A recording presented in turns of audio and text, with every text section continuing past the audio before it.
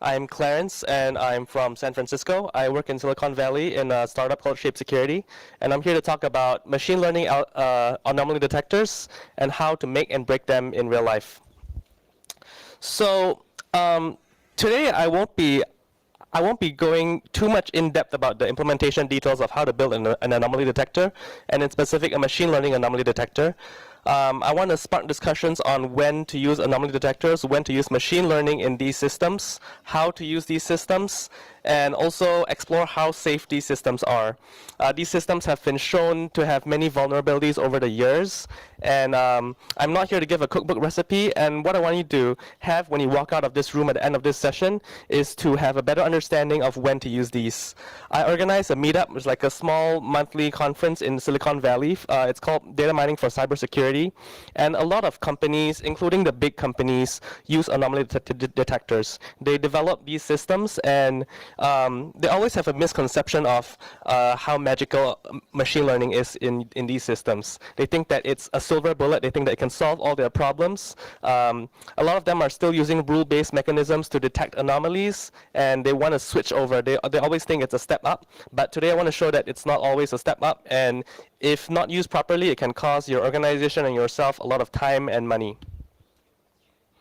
So anomaly detection versus machine learning. So these are very popular buzzwords that we hear being used and thrown around today. But what is the relation between them? So machine learning is basically. Can I just have a show of hands? How many of you are familiar with machine learning?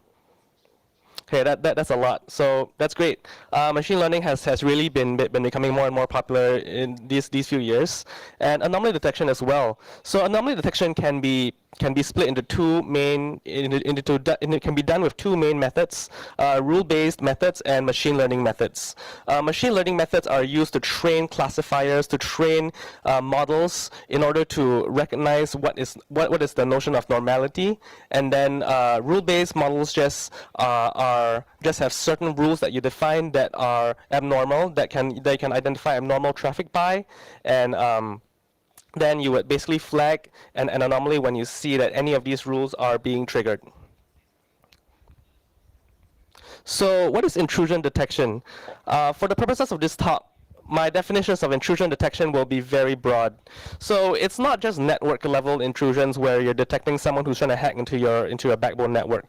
We're also talking here about spam filters. So if someone is trying to get past your spam filter by sending in a bunch of stuff that is trying to hide itself as good email, as ham, then that will be considered an intrusion. If let's say you have an e-commerce website and you're trying to recommend your customers good products that they might want to buy given the products that they've already bought, then if you have a rogue seller that's trying to advertise his own products over other people's products, then that's also considered an intrusion of your machine learning system.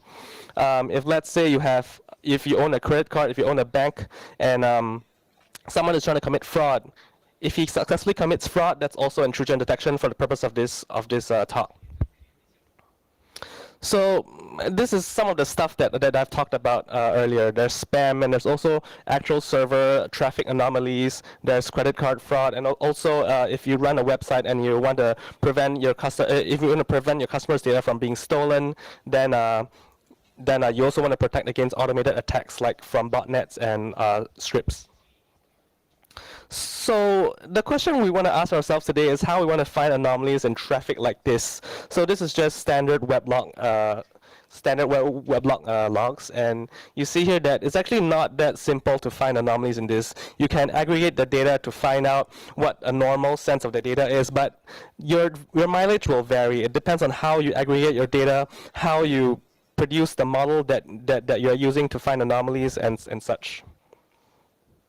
So people always go about the question of anomaly detection, asking themselves if they should use rule-based techniques or machine learning techniques. Machine learning techniques sound much more sexy, and like I once have a friend told me, you could use a simple approach to detect anomalies, but only if you use machine learning techniques, then you can publish a paper. So that's why he's working a lot on this thing, and it isn't a bad thing. And there's good times to use it and bad times to use it. So here we'll see why here. So why are ML-based techniques attractive to rule-based heuristics? For one, they're adaptive, they're dynamic, and they also require minimal human intervention, theoretically. So if you think about web server traffic, let's say, the traffic is constantly changing, week by week, month by month. As your site grows, as you run promotions and marketing campaigns, your traffic will change dramatically. There'll be a certain drift, and this drift will actually cause a lot of rule-based anomaly detectors to go off, and these are actually false positives because you don't want your analysts, your security analysts, to be looking at these things constantly and then miss out on the true anomalies, on the true attackers that are trying to get into your website. So ML-based anomaly detection is not a silver bullet. It doesn't solve all problems magically, as a lot of people think, and we'll see why. So why are rule-based heuristics good in comparison to ML-based techniques? For one, they're easy to reason. If an anomaly is detected with a rule-based anomaly detector, you can very easily see why the anomaly was flagged by just looking through the rules and see how this piece of traffic actually triggered any of those rules. They're simple and easy to understand, and that's a big plus because any part of the system you want to keep it as simple as possible and reduce complexity. They can also be dynamic and adaptive depending on how you structure the system and how you design the system to be adaptive and dynamic. So machine learning has been used in many successful applications, including recommender systems.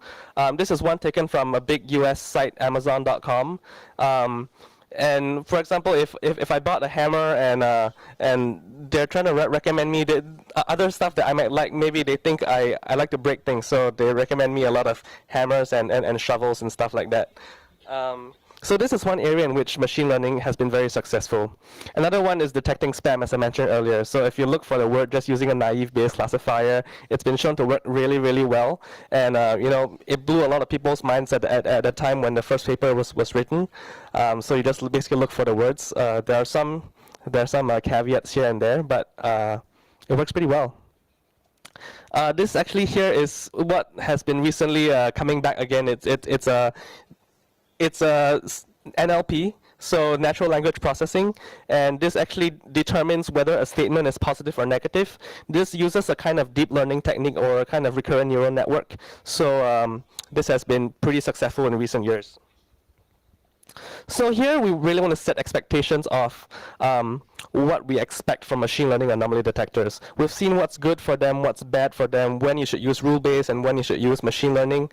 And we really want to see how to make this decision.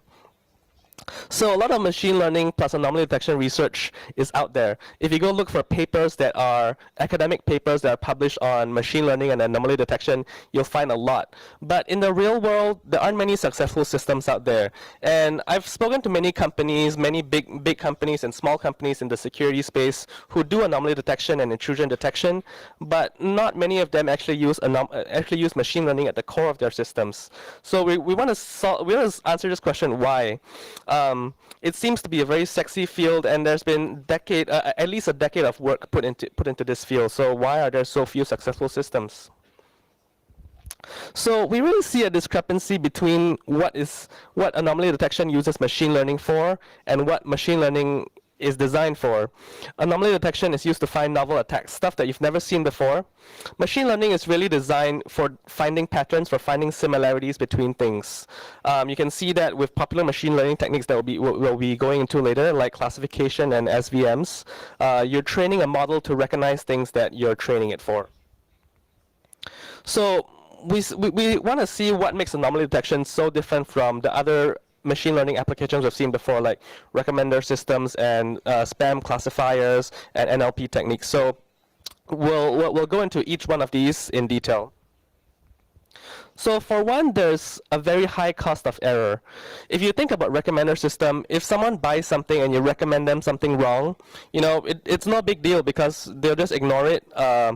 If let's say you're on YouTube or you're on a video online video site and someone recommends you a video that's totally irrelevant to what you just saw, you just think, okay, maybe it's some weird algorithm thing, and you just pass it off.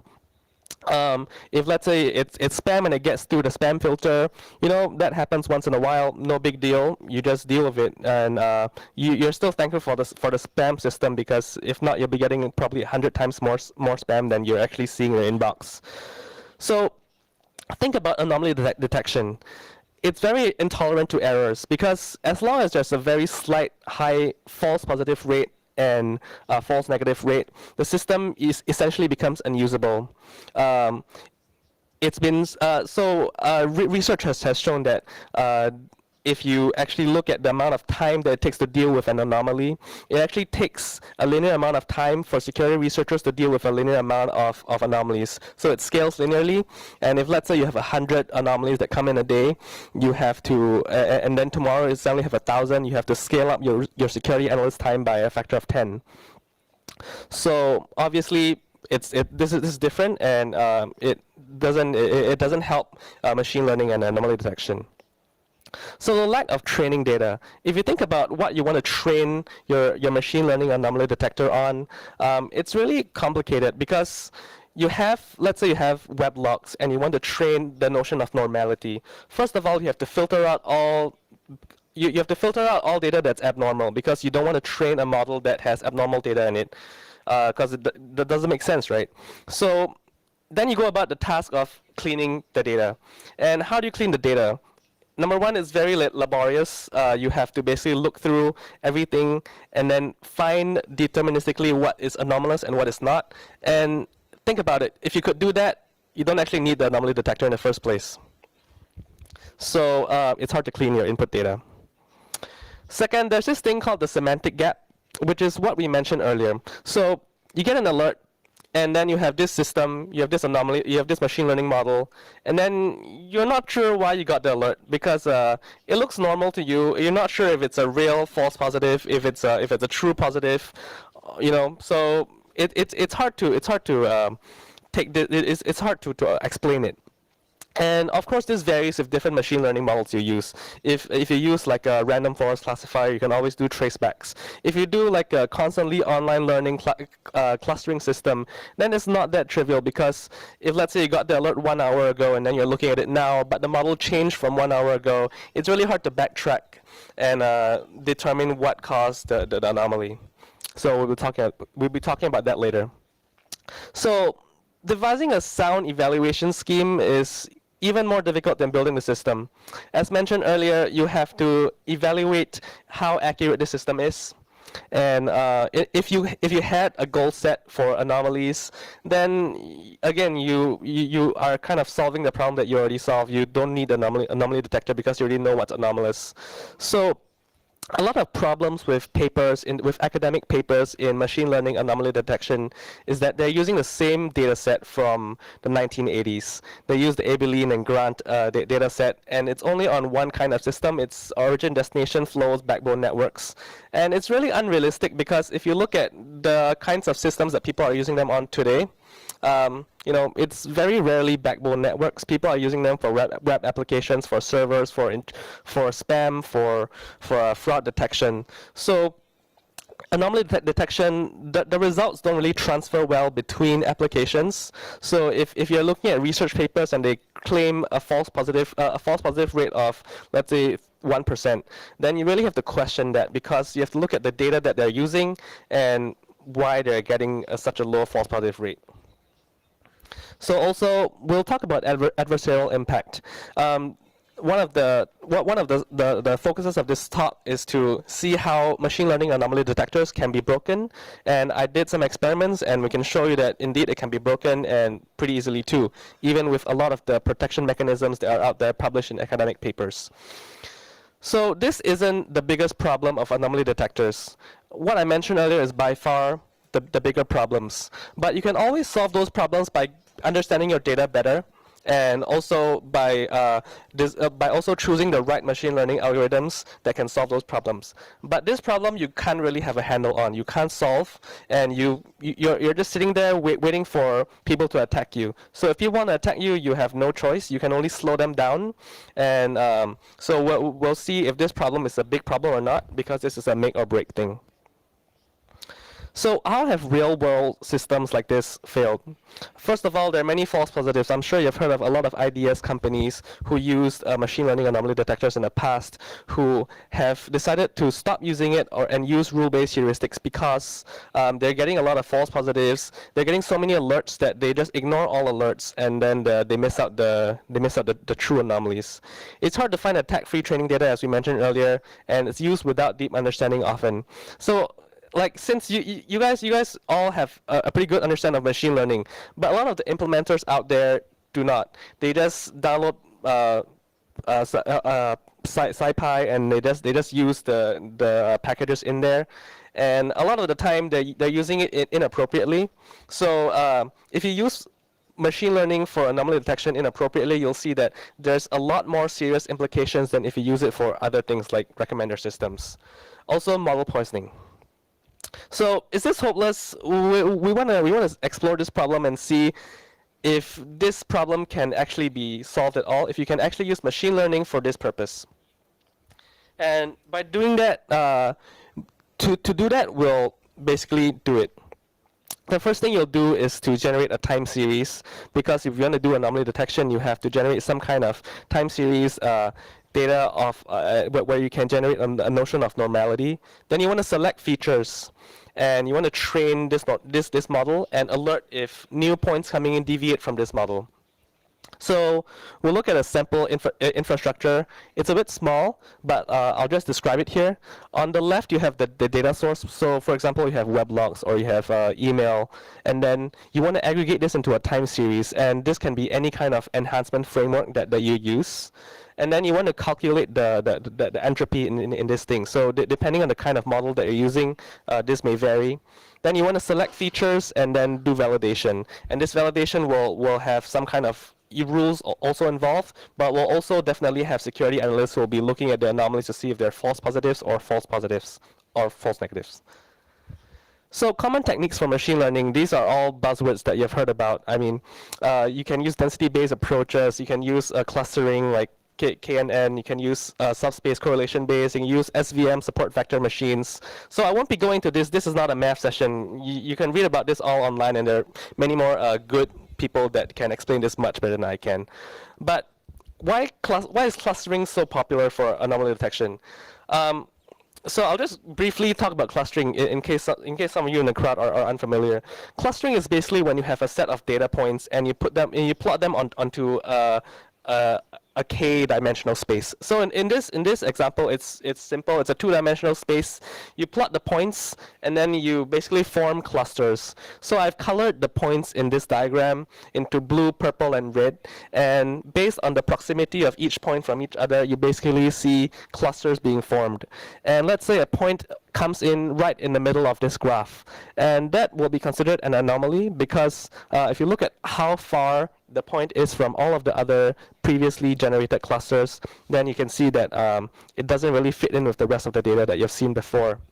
So it's good for online learning. When I talk about online learning, I'm talking about a machine learning model, a signature that's constantly changing, that's constantly evolving to your data. So this is one of the most attractive features of a machine learning anomaly detector, because it can adapt to the data that your system is looking at.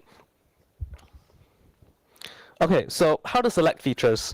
This, a lot of the time, is one of the most challenging problems. You can't just use any package out there. You can't use MATLAB or Python to do this a lot of the time, because you have to gain a very good understanding of what you're looking for in anomalies. You have to gain a very good understanding of how your data changes over time, and but if you think about it, isn't it just a parameter optimization problem? Let's say you have let's say you have a n-dimensional data set, and you want to look at each dimension as a feature, and you want to select a certain number of these features, and then train your machine learning model based on those features. And then you want to get the best accuracy from this. So you can just do like very naively a brute force approach and see which combination of these gives you the best accuracy. But actually, it's not that simple. There are too many combinations to evaluate, especially when it's a constantly evolving model. You can't do this constantly. You can't do this every hour, every day even. So, it's also hard to evaluate because, as we mentioned earlier, the evaluation criteria for models are non-trivial, and the optimal is frequently changing. And also, if you think about it, you not only want good accuracy, you also want model interpretability, because that is arguably more important.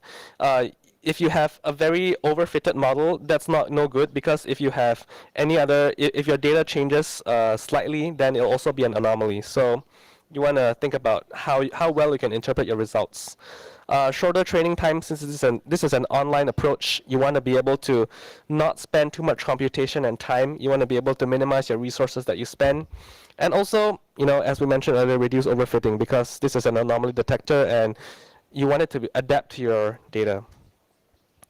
So this principal component analysis is something that you'll see in many anomaly detector papers that you find out there. PCA, I'll refer to it as PCA from now. It's a common way to automatically select features. It's a statistical method that doesn't have any context of what your data looks like or what you're using it for.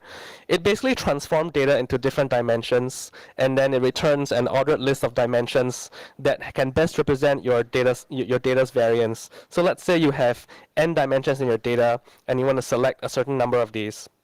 So you want to select as few of these to minimize computation, so you can represent your data set with as few dimensions as possible. This is also in machine learning commonly known as dimensionality reduction. And if you've heard of SVD, singular value decomposition, or CUR before, then this will be familiar to you.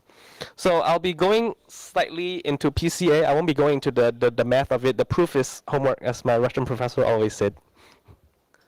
So this is basically how PCA works. Sorry, there's no. This was a screencast GIF, but because the PowerPoint slides didn't work, so it's just now a static image. So this basically is a projection onto a single dimension. So if you look at your data set here and you're looking for the principal components, what you do is you project it onto various dimensions, and you see how the variance changes. So on the bottom part of this graph, on the bottom right, you actually see PC1 and PC2, which basically stand for the principal components 1 and 2. PC1 is on the x-axis here, and PC2 is on the y-axis. So what you're trying to do is to basically, this is a 3D representation of the same technique. So what you're trying to do is, when you spin this data around, when you spin the dimensions, the orthogonal dimensions around, you want to have a maximized variance with as few components included as possible. So that might sound a bit confusing, but what you're trying to do is that you're just trying to capture as much variance in the data as possible in as few principal components as possible. So why is this helpful? Basically, it's an assumption of PCA that if you can capture as much variance of your data as possible in as few principal components as possible, then that principal component will be a good representation of your data. So if new things come in that are also captured within that variance, then that principal component can represent that. So you want to choose principal components that cover 80 to 90% of your data set's variance, and that's just a general rule that people use in order to perform feature selection. So this graph is called a scree plot. It might look a bit confusing maybe, but on the x-axis is the number of principal components used, and on the y-axis is the variance captured. So if you see the earlier the line goes up and captures as much of the principal component as possible, the more suitable this data set is to be used PCA for. Okay, so how do you avoid common pitfalls in using anomaly detection, in using machine learning for anomaly detection? First of all, you have to understand your threat model well. You have to keep your detection scope narrow. So what does that mean? It means that you have to know roughly what kind of anomalies you're looking for. If you run an email system, it doesn't really make sense to be looking for, let's say, if you get a large number of emails mentioning a certain word, because basically you're looking for spam, and you know what spam looks like, you know how your anomalies should roughly look like, so you try to keep it as narrow as possible. And then you want to reduce the cost of false positives and negatives. So what does that mean? Let's say you have an anomaly flagged with a first layer statistical model that uses PCA to select features. Then you want to basically use some kind of context, some kind of layer with contextual knowledge that can filter out false positives. So let's say you know you're running a marketing campaign, and then you have anomalies flagged because suddenly your web traffic went up a lot, like 100x. And so an example of how you can use a second layer to filter out this anomaly is by looking at, for example, the geographical distribution of the IP addresses that are accessing your website. If let's say you perform this campaign in the whole of let's say Western Russia, then if you look at the IPs spike, if they all spike in Western Russia, then you know probably this is because of the marketing campaign. If let's say you're looking at the ASNs from a spike due to a certain thing, and these ASNs come from commercial internet service providers, you know, okay, probably these are real people accessing my network. If they all come from AWS or some weird proxy somewhere or some kind of Tor exit node, then you know, okay, probably this is someone trying to gain access. So you want to close the semantic gap. This semantic gap I mentioned earlier was is kind of trying to explain why anomalies happen due to your model, and this can only be solved by having a better understanding of your data. This is a cool picture of a bridge that actually was built like that. So that's sad. Okay, next. Now you have a system. You want to evaluate it. Evaluation is also a very, very tough process for anomaly detectors. You want to understand how well your system tolerates errors. So as we mentioned earlier, anomaly detectors differ from a lot of machine learning systems because they cannot tolerate errors. You want to think about, if your system has high false positive rate, does someone die? What happens? So you want to think about that. Which is worse, false positives or false negatives? It varies between cases, but a lot of the time, having false negatives is worse because if people gain access to your network and you're not knowing it, then the anomaly detection doesn't work. But false positives are also bad because if you have a very high rate of false positives, then your system essentially becomes unusable. You're degrading the integrity of your system because your analysts will basically not trust it anymore. They're looking at 100 anomalies a day, and maybe 99 of them are false positives. So it kind of degrades the integrity of the system. Does it react well to your data seasonality? So the whole point of using anomaly detection with machine learning is that you want it to adapt. You want it to be able to change as your data changes. And if it doesn't do that, then honestly, you're better off just using a simple model. And how easily can you filter out false positives? So this is also an important point because of what I mentioned earlier. If you have a very high false positive rate, then your system is basically unusable. Also, you have to evaluate true positives. I have an interesting story here. So in the 1980s, the U.S. Department of Defense was really into using like neural networks and like some kind of cognitive neural networks to do machine learning training. So I'm not sure who has heard this story before, but they basically wanted to train a computer to recognize what a tank is, like an army tank, and what a car is, like a civilian car. So you can imagine what this can be used for. So it basically fed a system, I think it was in the order of millions of images of cars and tanks. And these images were especially clean. They were taken in a controlled environment, so there's no other like things that can taint the model in there. And after a while, they realized they wrote a paper. They were very happy with the results. With the results at that time, their model I think had a 90+% accuracy. So if you just fed in a new image of a tank, it could tell with 90% accuracy that this was a tank and not a car. So this was pretty good on the surface. Then after that, someone they published another paper saying that it was basically this is not really working that well, because what the model actually was training on was the background.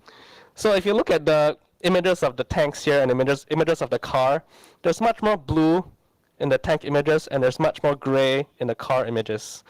So if you basically fed in a tank on a road with no blue, the model actually said that it was a car. So, with machine learning, a lot of things like this happen because of how difficult it is to interpret the model that you're training. Especially with neural networks, it's another whole can of worms, and we don't want to go into that. But with anomaly detectors, that's especially true because when you're training a notion of normality, you want to understand whether this is truly normal, whether it is truly normal or not, or whether you're training on something that's just weird. So here comes the interesting part. How do we attack models like that? A lot of companies are using anomaly detectors that use machine learning, that use PCA. For example, one of the biggest video providers in the US, Netflix, recently published an article about how they're using robust principal component analysis to do PCA in February, and just thought. It's pretty interesting because even though they're using a hardened method to do anomaly detection with machine learning, is it easy to attack it? So we'll see. So there are two ways to attack machine learning anomaly detectors. The first one is to basically manipulate the system to learn a specific attack. So this is a more targeted approach. Then the second one is to basically degrade the system so it becomes unusable. It's similar to like a DDoS or something like that instead of a targeted attack. So this is just some terminology that will be useful in the discussion. The style of attack can be causative or exploratory. So what causative means is that you have a specific goal that you want to achieve, and then you're trying to inject some data into this model so that that goal can be achieved. Exploratory is more for reconnaissance work where you're just trying to explore what kind of model the person is using, how often the model is trained, and it's actually pretty trivial to find out these things. The focus of the attack, if it's targeted or indiscriminate, so if it's more of like a targeted specific attack, or if you're just sending a bunch of traffic out there, seeing what you can achieve. And all of these will cause degradation of the system, either integrity or availability. Integrity can be causing a very high false negative rate, and availability can be if you can cause the false positive rate to go. Большое количество фальс-позитивных настолько высоком уровне, что аналитик фактически отключает систему. Это также то, что мы видим очень часто. И, естественно, есть также понимание так называемого чефа. Чеф — это термин, который используют пилоты, когда за ними ракеты следуют, за ними выпускают ракету, они выпускают определенный шум, который отвлекает эту ракету от самолета. И таким образом вот этот шум, который используется в академических документах для злого трафика, который инъектируется врагами, который называется шум, по причинам, которые вы можете видеть. То есть фактически вы хотите ввести в заблуждение этот детектор аномалий, чтобы он вас не мог найти.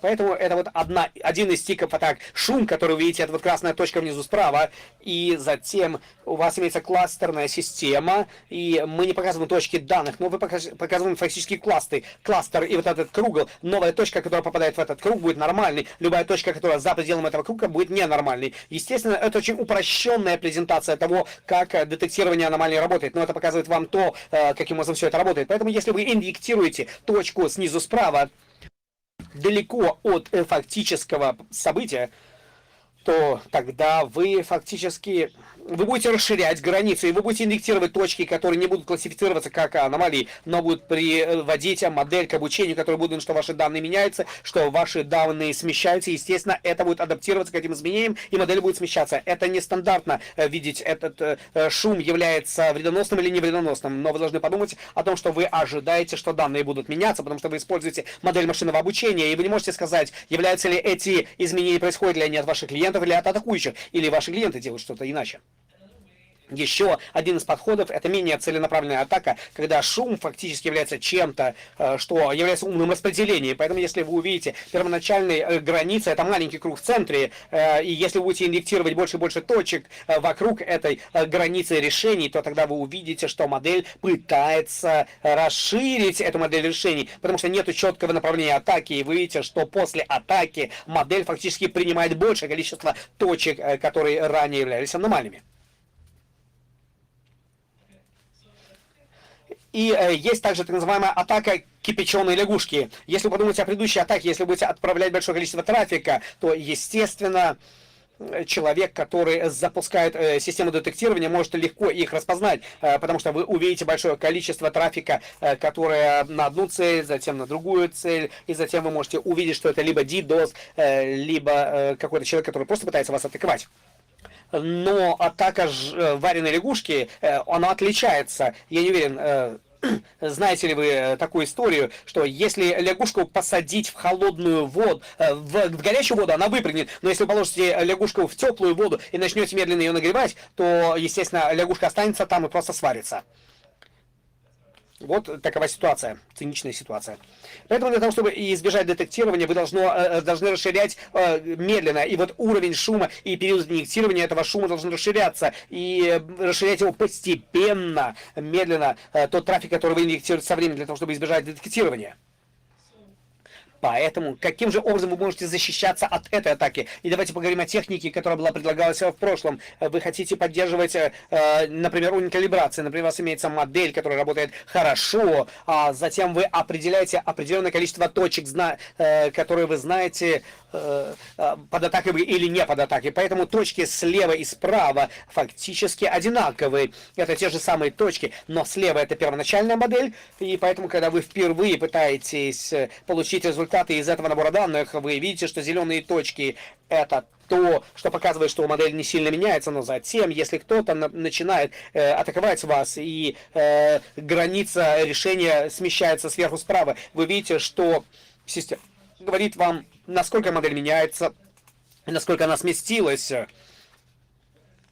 Является ли это вредоносным или нет, это принимаете вы решение.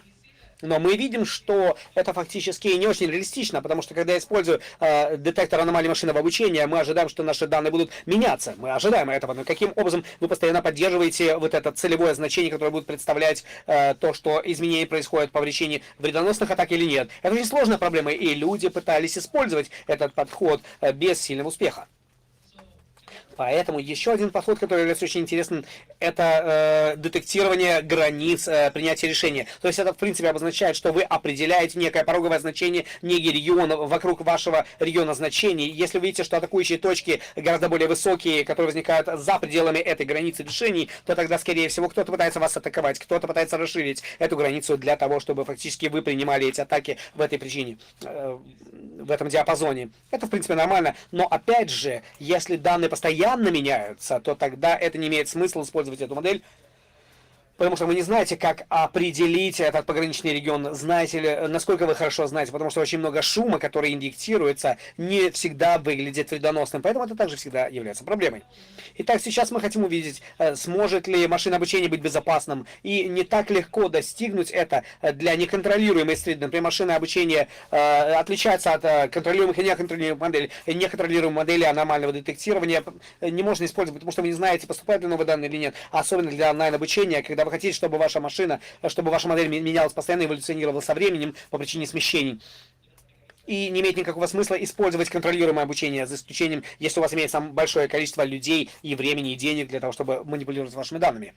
Таким образом, да, она может быть безопасной, но не полностью. Но вы хотите замедлить ваших врагов, вы хотите знать, когда они вас атакуют, когда они начинают свою атаку. Поэтому вы можете делать работу для того, чтобы решать проблемы с этими атаками. Каким же образом вы можете защищать себя? И есть очень много документов, которые были написаны в этом отношении. Имеется большое количество документов, которые были написаны, которые демонстрируют, что детектор аномалий, их легко атаковать и легко их скомпрометировать. И было очень много документов, которые также были написаны, которые говорят, что да, вы можете сделать это и это, для того, чтобы избежать вот этой компрометации. Некоторые из этих документов, самый популярный из них, это так называемый антидот компонент и Robust PCA. Robust PCA методология базируется также на методологии антидота и компонентного преследования, используется многими компаниями на рынке. Итак, давайте посмотрим и увидим, даже если эти техники и методики были предложены для того, чтобы быть надежными, как они говорят, но на самом деле они не настолько надежны, и можно очень легко их обрушить. Итак, надежная статистика — это тоже очень интересный подход. PCA и детектор аномалий и машинное обучение не созданы для того, чтобы быть устойчивым. Вы не ожидаете, что они будут на 100% надежны. Поэтому многие люди, которые не понимают, каким образом работает машинное обучение, они будут просто использовать стандартные инструменты, которые присутствуют на SciPy. К примеру, принципиальный компонентный анализ использует вариативность. Вы хотите максимизировать вашу вариативность, и он использует среднее значение вместо median. И median гораздо более безопасный подход, потому что его сложнее сместить медианового значения, чем среднее значение. Вам нужно индексировать гораздо больше данных, чтобы сместить медианового значения. Таким образом, надежная статистика — это одно из предложений, которое антидот использует. Они используют медиановое абсолютное смещение для того, чтобы рассчитать отличия. Но также они используют правильное распределение. Таким образом, PCA использует гауссово распределение и нормальное распределение, потому что оно простое и оно подходит к очень большому количеству групп данных. Но вы не обучаете на рандомных данных, на случайных данных. Таким образом, вы видите очень много веб-блог трафика и повседневного трафика, и вписывается он в это распределение или нет. Естественно, вы должны лучше понимать ваши данные, с которыми вы работаете. Таким образом, рекомендации, которые можно предложить: используйте Robust PCA, если вы хотите использовать машинное обучение для детектирования аномалий. И я проводил собственные тесты, потому что я хотел увидеть, действительно ли решит это проблему или нет. И если люди говорят, что это решает проблему, и они тестируют эту систему на очень старых комплексах данных 80-х, 90-х годов, таким образом, насколько хорошо это решает проблему в сегодняшних условиях с новыми группами данных, которые мы используем в реальном мире сегодня. И, естественно, я просто начал исследовать большое количество веб-блогов, потому что с ними работать легче всего. Естественно, это очень наивное обучение. Я просто пытался увидеть, сможет ли это сместить модель машинного обучения достаточным образом, чтобы принять вредоносные атаки. Поэтому я пытался обнаружить HTTP веб-блоги, вы знаете источники, мы поговорим о них чуть попозже, я скажу вам, откуда я это получил. И здесь вы видите очень такие мелкие точки, и в принципе это вот две оси и выкладка вот по двум осям, проекция вот целевого потока и принципиального компонента. Это всего лишь аппроксимация данных, которые я случайно выбирал, образцы данных для того, чтобы визуализировать их легко.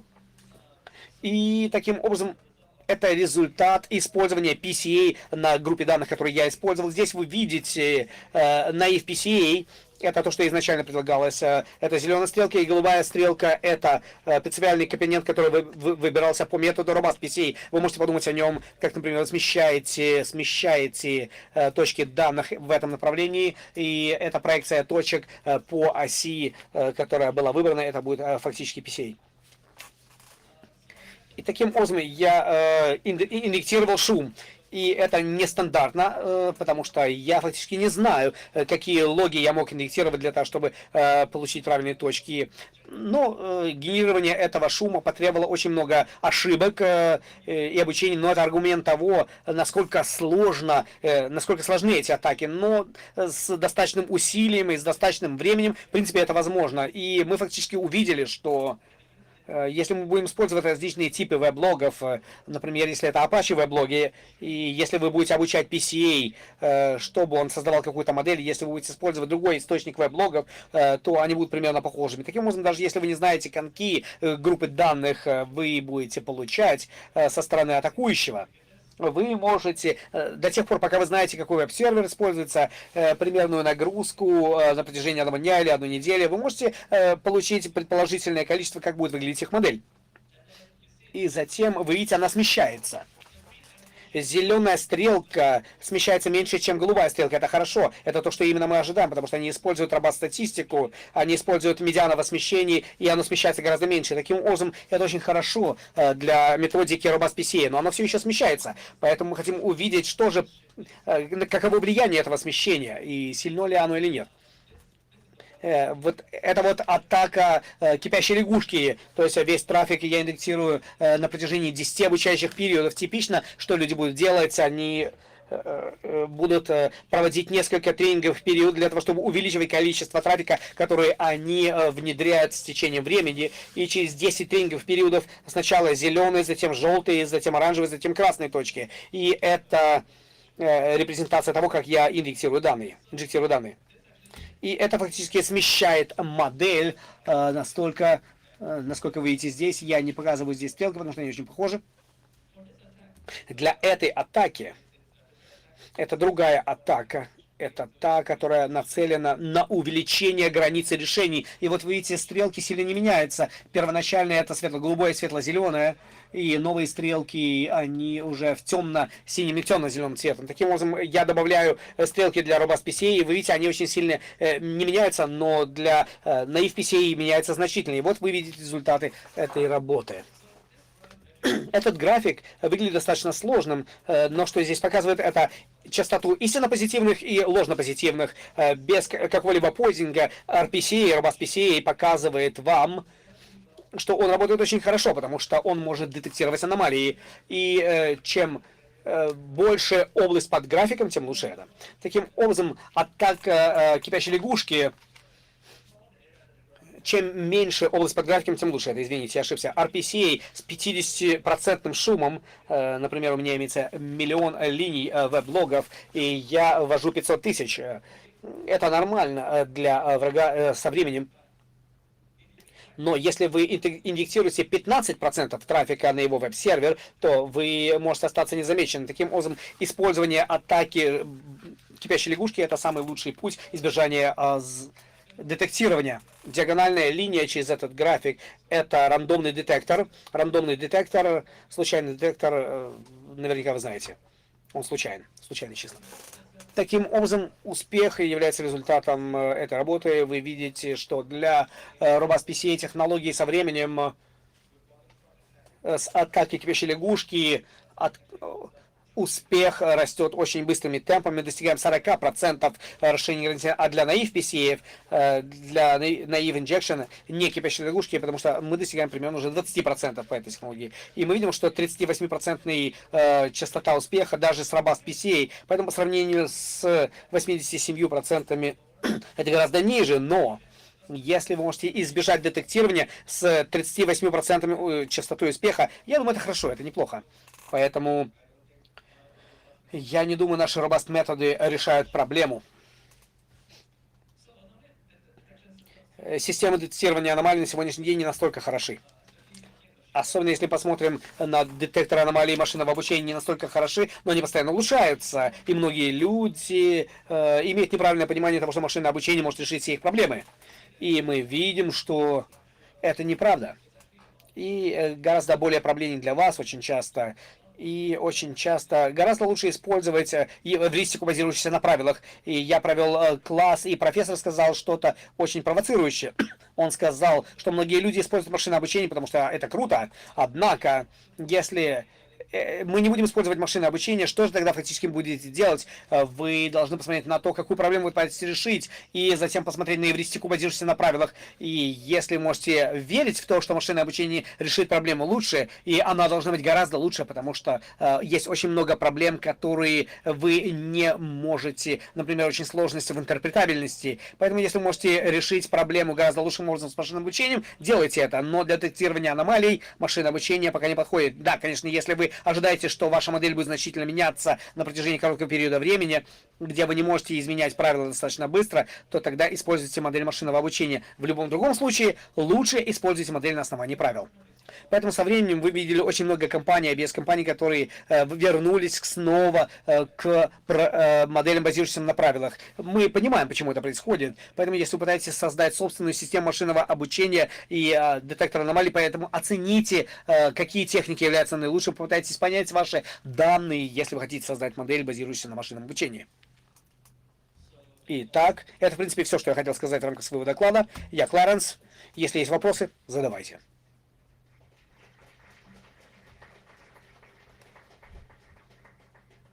Спасибо. Вопросы есть? Ага, здесь. В микрофон задавайте их. Какие модели используются для определения реальный шум или нереальный шум? Потому что вы должны смоделировать вашу бизнес-логику и пользовательский опыт или что еще? Да, хороший вопрос. Но вопрос заключается в том, что какие модели используются для определения либо это атакующий трафик, либо ваши данные просто меняются. Ну, это сложная проблема, как я уже упомянул ранее, потому что очень сложно в действительности увидеть, вглядываясь в конкретные данные, являются ли они атакующим трафиком или нет. К примеру, PCA и кластеризация — это все статистические модели, они ничего не знают о ваших данных, поэтому вам нужно инсертировать второй уровень контекстной модели. И что я говорил вам раньше, например, мы смотрим на GIP дистрибуцию или median дистрибуцию или subnet дистрибуцию, и тогда вы можете сказать, является ли этот трафик реальным или нереальным, потому что очень сложно атакующему знать конкретно распределение вашего трафика и что является нормальным или ненормальным вашим трафиком, и 20% из сабнета, 60% из этого сабнета, и им очень сложно понять это, и если они не имеют доступа к вашей сети, и поэтому они пытаются принять решение, является это правильным или неправильным трафиком. Спасибо.